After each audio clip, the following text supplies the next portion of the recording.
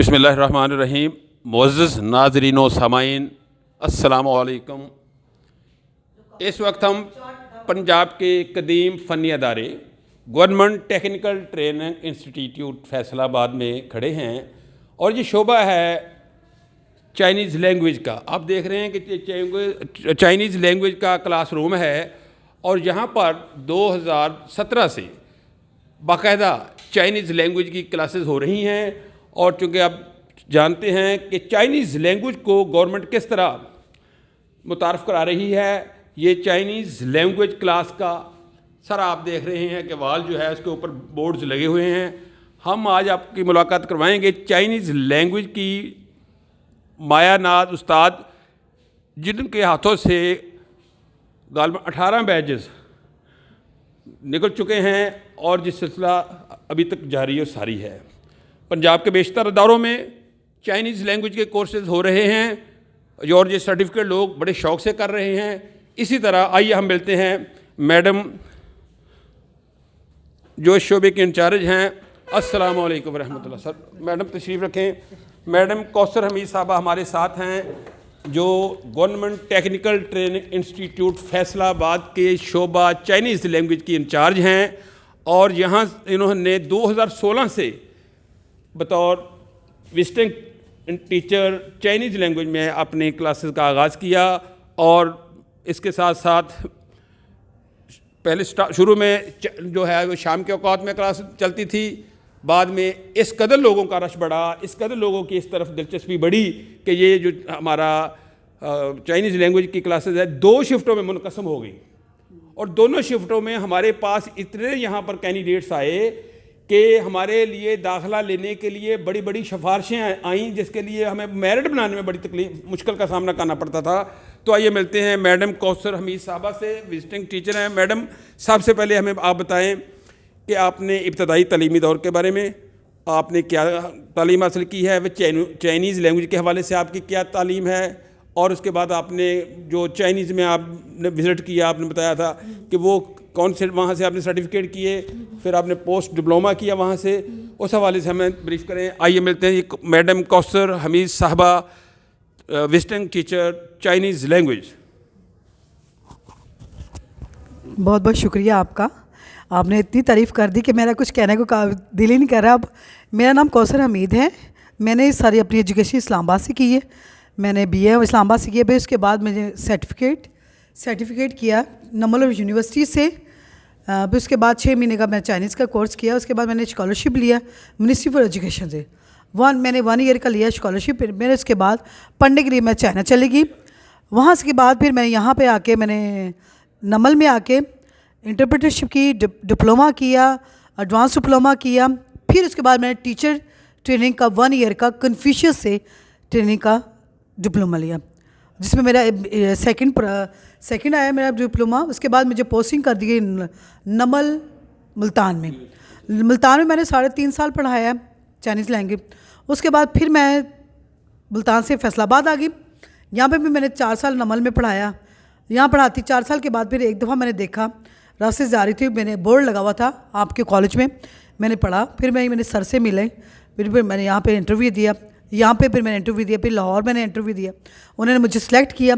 उसके बाद सेलेक्ट होने के बाद मैं यहाँ से 2016 से मैं यहाँ पढ़ा रही हूँ अब तक से। मैं ये कितने बैच निकल चुके हैं आप? माशाल्लाह मेरे ये 14वां बैच निकला है, 14 या 14। हाँ, इसके अंदर तात्तल भी आ गया था, एक वक्त ऐसा भी आया था, वो सिर्फ कोरोना वायरस की वजह से आ गया था, गैप आ गया था, जिसकी वजह से हम ये उसमें 5-6 बैच हो गए हैं। 5-6 बैच। अच्छा, आपने फर्स्ट ऑफ ऑल आपने ग्रेजुएशन किया पाकिस्तान से, फिर आपने इसी के सर्टिफिकेट किया 6 माह का बताया। हाँ, फिर उसके चाइना चली गई थी पढ़ने।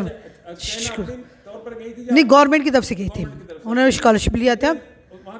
मैं 4 साल भी गिरा था, उसके 1 ईयर मैंने करके आ गई थी फिर मैं वापस। तो आपको इसके अंदर कुछ शुरू में जो मुश्किलात का सामना तो करना पड़ा होगा, ज़ाहिर है शुरू में चाइनीज़, हाँ वो उसमें चाइना में जाके थोड़ी जो बोलने की हुई थी, बोलने का हुआ था मुझे। उसके बाद हमें मॉर्निंग इवनिंग क्लासेस होती थी, टाइम ही नहीं मिलता था। जब बाहर जाते जो बात करनी थी वो चाइनीज़ के लैंग्वेज के लिए बात करनी थी। फिर ऐसा जैसे पढ़ते गए उसकी वजह हमें आती रही बात। और यहाँ आके भी हमने बहुत कुछ पढ़ाई है। मैं साथ साथ पढ़ते रहे, साथ साथ टीचिंग भी करते रहे थे हम लोग पढ़ते रहे। अच्छा मैडम, ये बताएं कि शुरू में चूँकि जब स्टार्ट हुआ तो लोगों की बड़ी दिलचस्पी थी, 50 कैंडिडेट्स रखने होते थे और 150 एप्लीकेशन आई होती थी, और 150 एप्लीकेशन में से उसको सॉर्ट आउट करना, उसका इंतखाब करना और उस सिफारिशों का जी जोर, और किस तरह वो आपने उन इब्तदाई दौर को कैसे टैकल किया, और ये बताएं हमें ज़रा।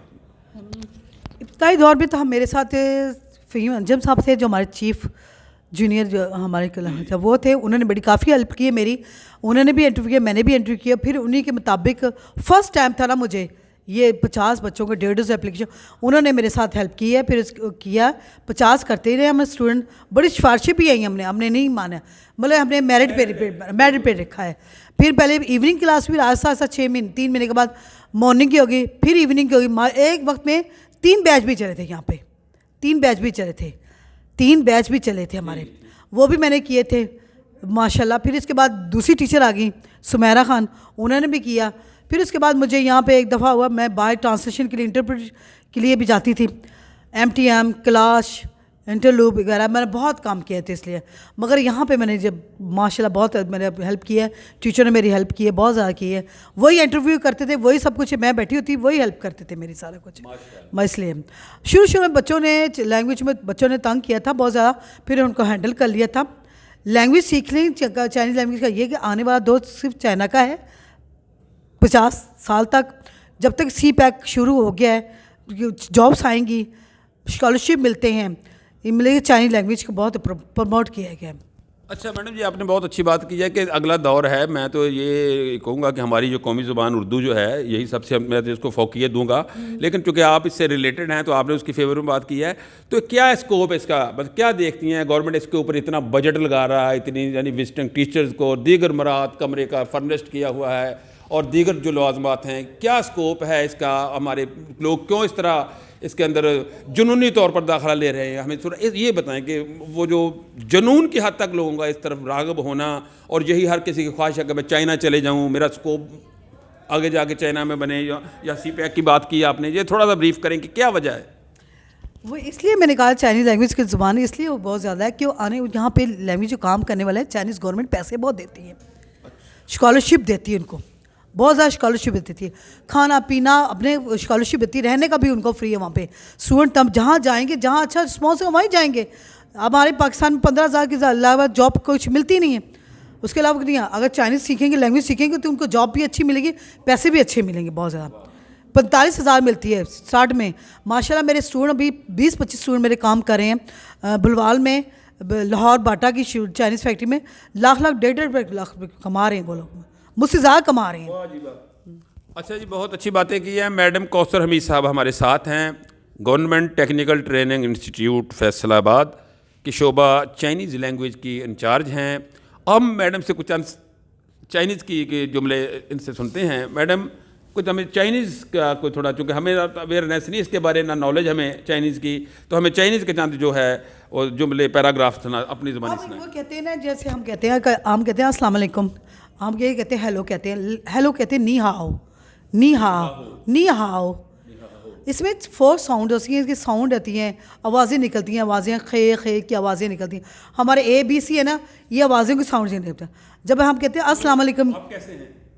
नी हाओ माँ, नी हाओ माँ, हाउ डू यू डू। नी का मतलब तुम, हाउ का मतलब कैसे, माँ का मतलब क्या, तुम कैसे हो। अच्छा, इसमें कितनी देर बाद महारत एक स्टूडेंट 6 माह के मतलब 6 महीने का रहता है, 3 महीने भी होता है बच्चों में। ये क्या भी जैसे जैसे पढ़ाऊंगे इनकी आवाज़ें निकलेंगी, आवाज़ होंगी, बच्चे गलती करते हैं, शुरू में आवाज़ें निकलती हैं, बच्चा बोर रहता है। जब बच्चे को समझ आती है फिर वो दिलचस्पी बहुत ज़्यादा बढ़ती है, तो बहुत ज़्यादा बढ़ती है। ये सिर्फ साउंड की आवाज़ों की वजह से होता है। ये बस जिस तरह गुड़ डालेंगे उतना मीठा आएगा, बच्चों की मेहनत से, इसलिए। बहुत शुक्रिया जी। मैडम कौसर हमीद साहब हमारे साथ थी, government technical training institute Faisalabad के शोबा चाइनीज़ लैंग्वेज की इंचार्ज हैं, और इनके हाथों से तकरीबन 14-15 बैचेस निकल चुके हैं, जिसके अंदर उन्होंने बताया कि एक वक्त ऐसा भी आया था कि तअत्तल का शिकार हुई ये क्लासेस ड्यू टू कोविड-19। तो इस वक्त फिर क्लासेस जो है वो जारी होने जा रही हैं, तो हम इनके बहुत मशकूर हैं। बहुत शुक्रिया मैडम। Thank you sir. कोई पैगाम? मैं यही कहूँगी कि आने वाला दौर चाइना का है, पढ़ें, दिलचस्पी से पढ़ें, यहाँ पे आएँ, टेस्ट पढ़ें और डिग्री लें। इसी डिग्री की वजह से आपको जॉब अच्छी मिलेगी। वो इसके बाद लेवल करें, लेवल करने के बाद आप एचएस के 1 2 3 लेवल करें, एग्रीकल्चर से करें, कहीं से भी करें, अच्छी जॉब मिलती है, अच्छे पैसे कमाते हैं और अच्छा शौक होगा, इनको बाहर जाने के भी चांस होंगे, ये मैं आपको बता दूं। मेरे आजकल माशाल्लाह मेरे 10-12 स्टूडेंट लगे हुए हैं फैक्ट्री में, बड़ा अच्छा पैसा कमा रहे हैं, बहुत ज़्यादा। बहुत शुक्रिया जी मैडम कौसर हमीद साहब, आपका बहुत शुक्रिया जी।